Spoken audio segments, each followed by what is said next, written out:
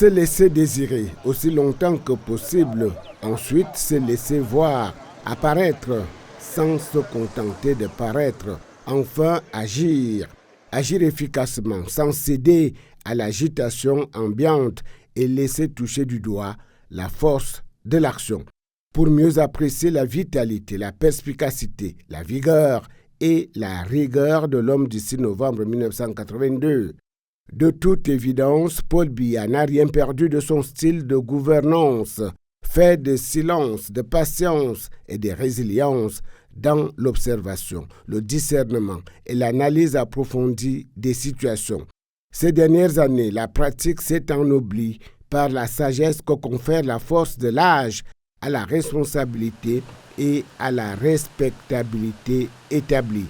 Tel est l'homme d'État qui m'est apparu la semaine dernière. J'ai eu l'heure d'observer ses faits et gestes dans un continuum discursif sans paroles proclamées, mais porteur de messages subliminaux.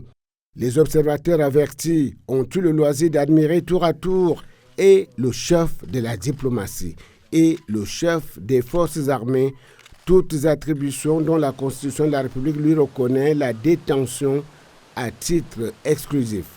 Ce jour-là, 15 juillet 2025 à 15h, tout en finesse dans l'exercice, le président de la République, chef de l'État, Paul Biya, s'est entretenu longuement, 1 heure durant, avec le représentant du chef de l'État du Vatican au Cameroun, en la personne de Monseigneur José Avelino Betancourt, nonce apostolique.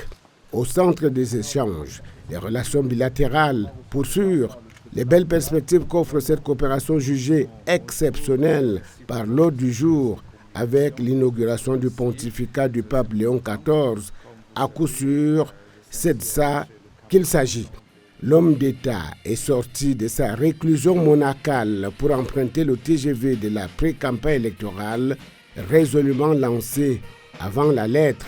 Le même jour, 15 juillet, à 17h, admission en deuxième section, promotion et nomination ont fait l'actualité dans les forces de défense et à la présidence de la République. La série de décrets signés par le président Paul Biya a suscité dans les rangs de la Grande Muette et dans le haut commandement une vague de satisfaction et d'ovation en signe de gratitude et de réaffirmation de la loyauté et de la fidélité aux institutions de la République ainsi qu'à la haute autorité qui en est l'incarnation. Petite illustration, le désormais général de division aérienne Amourou Emmanuel est confirmé chef d'état-major particulier du président de la République. De même, le vice-amiral Frézémoulu Fouda Joseph est reconduit dans ses fonctions de conseiller spécial à la présidence. Air, terre, mer, aucune arme n'échappe à la sollicitude présidentielle. Le jour d'après, cette houle de félicité s'est emparée du Conseil national des chargeurs du Cameroun, transformé en société à capital public avec l'État comme unique actionnaire, une petite révolution hautement saluée par les chargeurs à bord.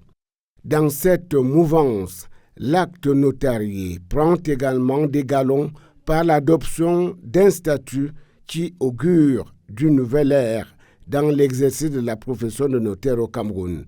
Paul Biya, le désormais président candidat, est résolument déterminé à changer le cours des événements dans un Cameroun émergent. Jeudi, il a fait déposer son dossier de candidature à l'élection présidentielle pour briguer un 8e mandat. Signe des temps, sur la liste des candidatures déjà déposées à Elections Cameroun, Paul Biya coche la case numéro 8 à la date du 17 juillet. 1 plus 7 égale 8. À méditer.